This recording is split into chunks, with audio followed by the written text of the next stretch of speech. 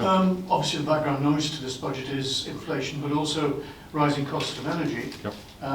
There's figures been bandied about of between 40% and 70%. Is there enough slack built into this budget so that people are not really struggling when these cost rises come in?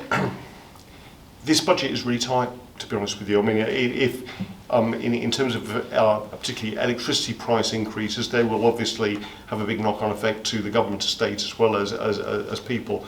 I think from a Treasury perspective, for the last 3 years, we've been intervening in people's lives and in the economy in ways that we never anticipated, through direct targeted payments to individuals, to families and to businesses right the way through. We need to get away from that if we're going to have a sustainable budget and a sustainable government economy going forward. So I'm hoping that, I'm hoping that with the resilience of our current economy, the fact that we've got full employment, the fact that we've got wage increases that are being fed through to price increases and a degree of inflation, we can keep the economy going even if we get increase in electricity prices. The whole idea of the electricity price cap was to get people through the winter, to allow them to adapt and adjust to a climate where energy was more expensive. Most people, most economists feel that gas prices will never go down to the historic prices they were before 2020. Similarly, it is very doubtful whether electricity prices will go down to the way they were before, particularly because of the increased investment that's going to be needed to drive a greener economy and more investment in renewables. So I think people are going to have to adjust to that. What we have been really keen on doing over the winter, though, is whilst we paused any increase in energy price rises, was actually to give people the information, the knowledge and the financial backing to invest in energy efficiency through some of the schemes run by DEFRA.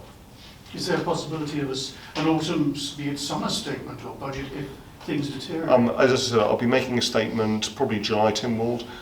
If we're doing worse and if things have gone backwards, we may then have to look at supporting the economy again. I really hope not.